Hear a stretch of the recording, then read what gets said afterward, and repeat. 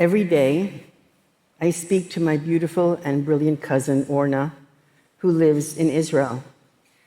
In normal times, we talk about which cousin is the bigger idiot, which honey cake recipe to use, which books we're reading, the family stories from Belarus. This is not Orna, these are other people in Belarus. The conversations are a beacon for me, and they fill my soul and enter my books. The other day, Orna brought up a Romanian philosopher named Emil Cioran. He was a miserable insomniac who drove everyone nuts because of this. That's actually my favorite book of his, but the better title, the more accurate translation, is On the Inconvenience of Being Born.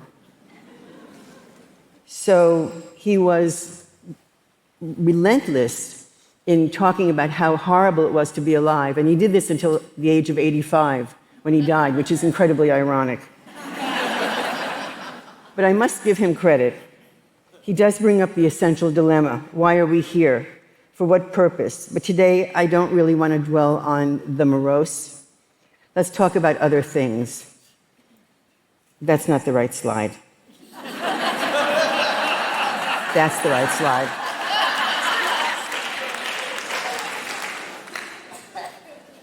So here's Proust, dead, obviously, or you think he's sleeping, but he's dead, from a series of paintings that I've done called Dead in Bed, which includes Tolstoy and Chekhov, of course. In normal times, and these are not normal times, these are grim times when the world is awash in war and killing. But in normal times, I have a routine. In the early morning hours, with a strong cup of coffee, I read the obituaries. The infusion of coffee and biography affords me a way to reflect, and it might seem too soon in the day to start with such a tremendous topic, but it is a jolt to action because it reminds me how fragile and how vulnerable we all are and how quickly our lives can end. The night is different. Then I watch an endless stream of murder mysteries, preferably British. Watching them is a kind of solace. I call this the murder and mint chip portion of the day.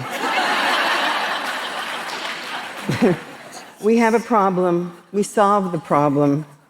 People seem briefly upset by the murders, so many in every episode, but there is no time to brood because they have to film the next episode.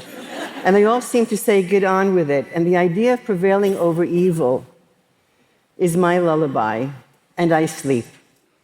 But what of the day that lies ahead? Every one of us invents the day. Every single day is invented. The actual first day was 13.8 billion years ago, more or less. And maybe with the information from the Webb telescope, we can actually see the beginning of time, which is an incomprehensible idea, of course. But what does that perspective afford us when contemplating which tutu to wear, or which insult to respond to, or what book to write? Sometimes the day is too long, excruciatingly long, and I get out of bed, I look longingly at the bed, and I say to the bed, I will be back soon. And in between, there are things to know and things to not know. Here is a map of the United States, made from memory by my mother, Sarah.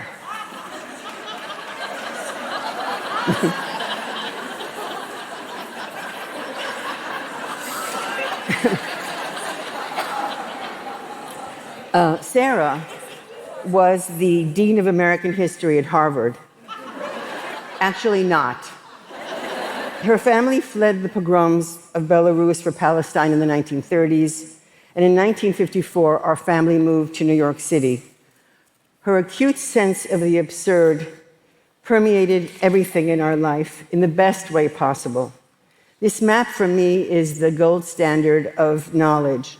Knowledge as imagination, knowledge as humor, knowledge as not giving a damn what the correct answer is to anything ever.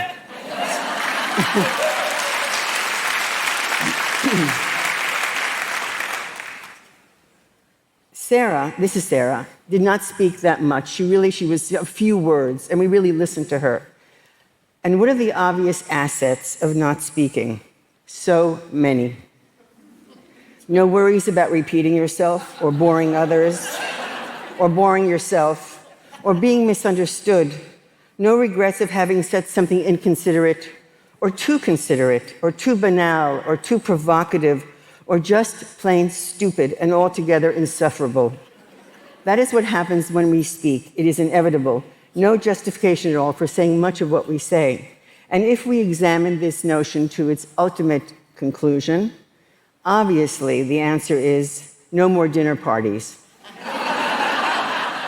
Wait, you say, none at all? What if the Tolstoys invite me, who are pictured here? Sure, but have you hung out with the Tolstoys? Or what if Antony and Cleopatra invite me? Should I attend? Okay, I say, but at your own peril. You know what happened to them. On the other hand, if you are invited, and let's just say it's really lovely to be invited, you never know what you're going to see that will be a painting, or hear that might be a story, some fragment, some gesture, an image of a dog sitting on a green chair in front of radishes and flowers. And let's not forget connectedness, congeniality, conviviality, camaraderie, bonhomie, merriment, laughter. What is wrong with that? Nothing. Absolutely nothing.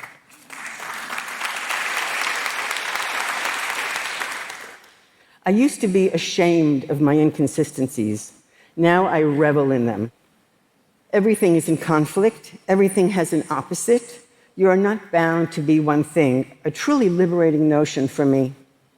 You might tell the truth or you might lie.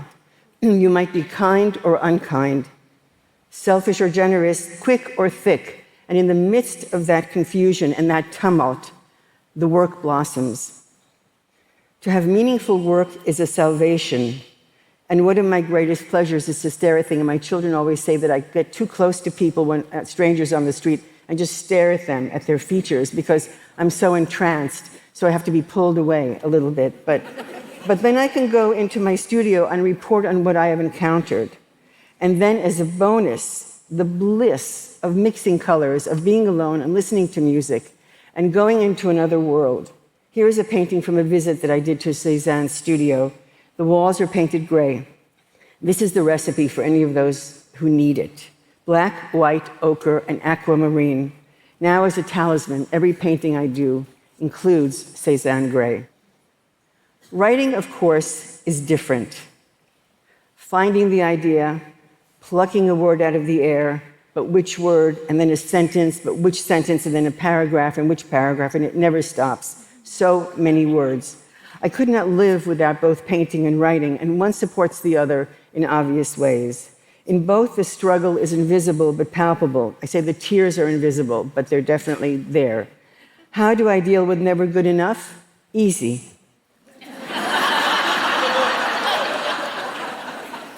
Self-loathing is a truly ugly expression, but it is an unavoidable condition.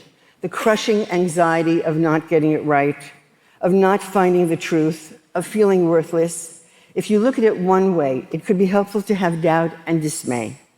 Plowing through the muck of despair leads to a sense of humanism and perseverance.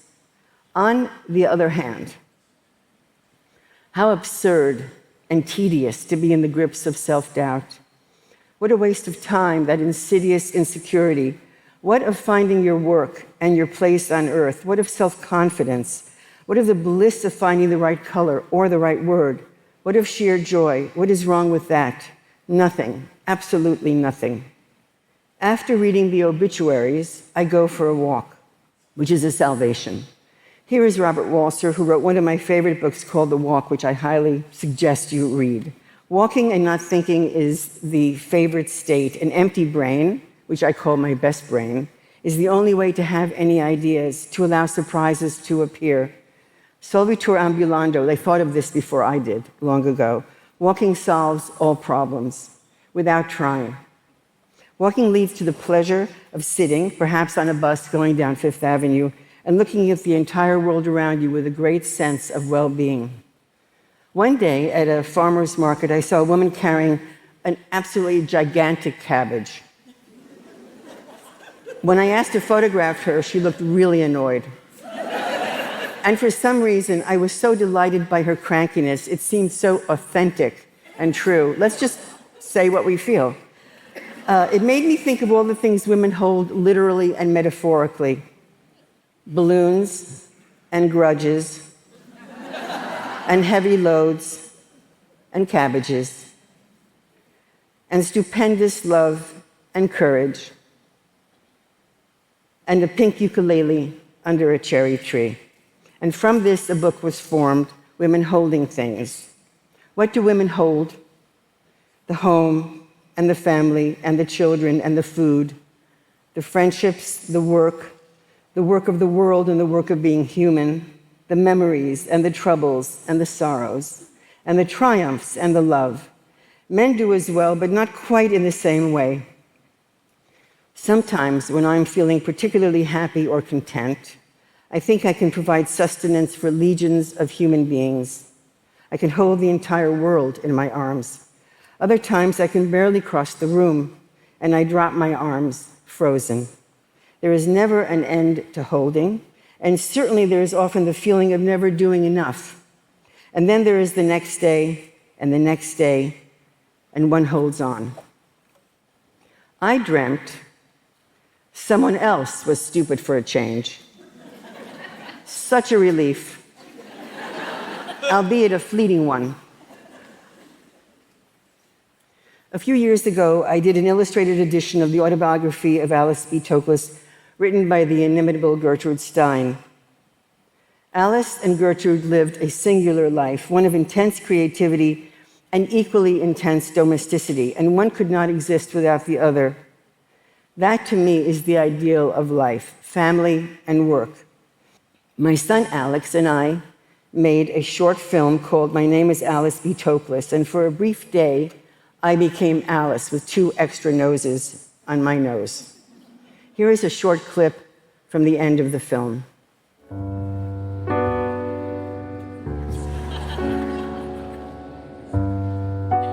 It took Picasso 90 sittings to paint Gertrude Stein's portrait. Nobody thought it looked like her, but he said, "Don't worry, it will." But actually, I don't know if he knew anything about what he was talking about. Oh, and you know Picasso, he was impossible.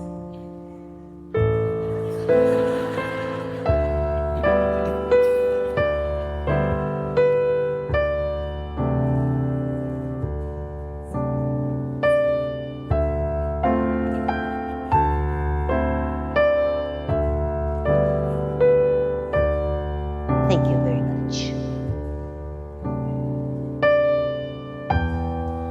Oh, this looks delicious. Absolutely delicious.